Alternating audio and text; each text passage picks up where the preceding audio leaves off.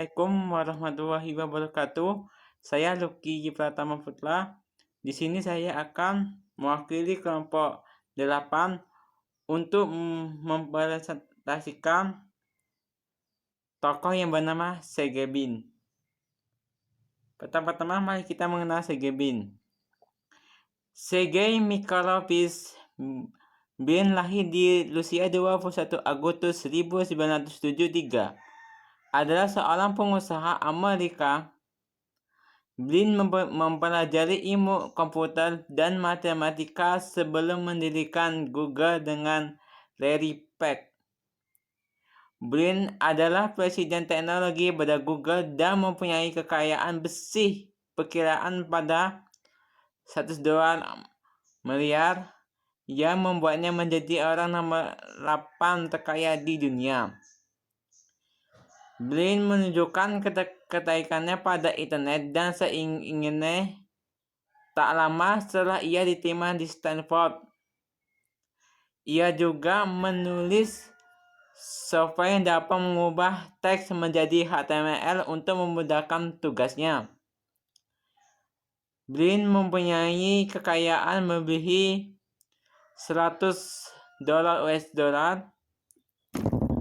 Kekayaannya meningkat besar setelah terjadinya pandemi COVID-19. Perusahaan induk Google, yaitu Alphabet, menjelaskan bahwa peningkatan performa perusahaan terjadi karena lebih banyaknya orang mengakses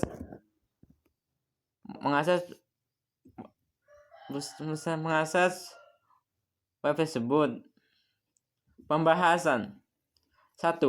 Cara pandang seorang Sergey Brin. 2. Strategi yang digunakan oleh Sergey Brin. 3. Program yang dilakukan oleh Sergey Brin. Pembahasan cara pandang Sergey Brin. 1. Integritas dalam mewujudkan mimpi. Sergey Brin rela drop out dan dari program dokternya di Stanford University untuk mengembangkan Google. Dia pun pada awalnya tidak mencari keuntungan dari proyek tersebut. Malah Brin berangkat dari sebuah ide sederhana, yaitu bagaimana membantu banyak orang untuk mempermudah mencari sumber informasi dan data di dunia maya. Mereka sangat yakin ide mereka akan sangat berguna bagi banyak orang untuk mempermudah mencari data apa saja di internet. 2. Tetap fokus. Sepanjang karirnya, Sergey Brin hanya berfokus pada hal yang sangat ia kuasai, yaitu penjajah internet. Dia terus berusaha agar dapat menguasai pasar. Dia sadar apabila ia beralih hal yang tidak ia kuasai, maka hal tersebut akan berisiko menghancurkan segalanya. 3. Berpikir besar. Sergey Brin adalah seorang yang memiliki visi besar. Dia mengimpinya dengan keyakinan dan kepercayaan yang tinggi dirinya dan timnya. Hal ini membuat ia sukses pada berbagai hal yang ia dikerjakan.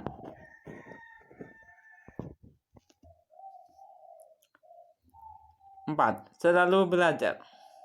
Meskipun Sergey Brin drop out dari sekolahnya, ia berhasil menjadi salah satu orang tersukses di dunia. Hal ini membuktikan bahwa pengetahuan yang kita dapat di sekolah sangatlah terbatas. Meskipun pendidikan formal adalah sesuatu yang penting, namun kita juga harus sadar bahwa pengetahuan tidaklah terbatas. Sergey Brin selalu belajar untuk menemukan sesuatu yang baru sehingga ia dapat memberikan hal yang lebih baik meskipun dia telah berhasil mendominasi pasar pencari data. Untuk bagian selanjutnya, saya akan serahkan kepada kawan saya. Terima kasih. Assalamualaikum warahmatullahi wabarakatuh. Saya Antoni Sidauruk akan melanjutkan materi dari saudara saya Lucky.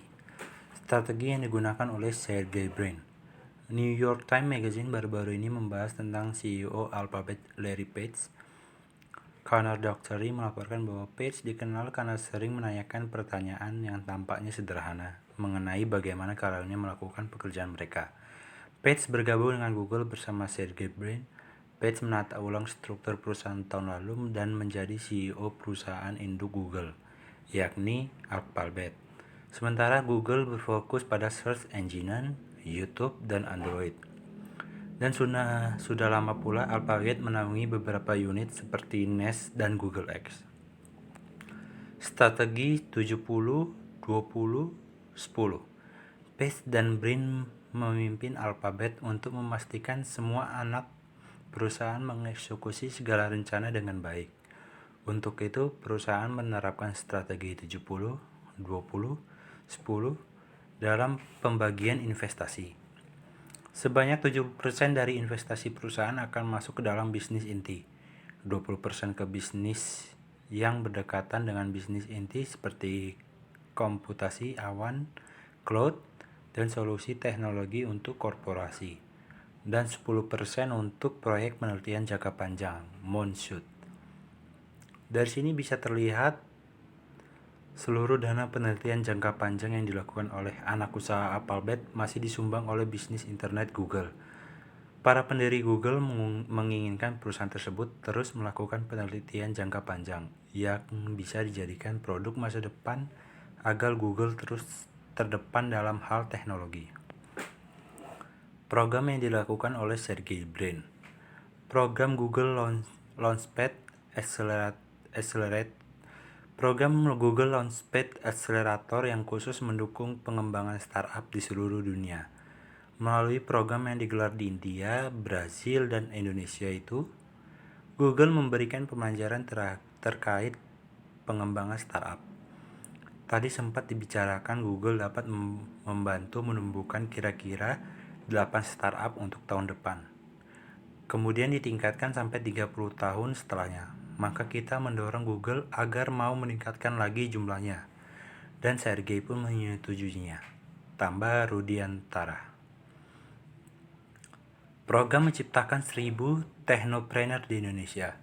Sergey Brin tengah mendukung upaya menciptakan 1000 teknopreneur di Indonesia. Menteri Rudiantara menyampaikan inisiatif untuk menjadikan Indonesia sebagai negara ekonomi digital terbesar di Asia Tenggara dengan menciptakan 1000 teknopreneur sampai tahun 2020. Sergey sangat mendukung hal itu, bahkan menambah target program pengembangan teknopreneur di Indonesia, sehingga membantu penciptaan sebagian dari 1000 startup tersebut. Jelas. Sekian dari presentasi teman saya mewakili dari kelompok saya. Mohon maaf apabila jika ada kesalahan. Sekian dari presentasi tersebut. Terima kasih. Wassalamualaikum warahmatullahi wabarakatuh.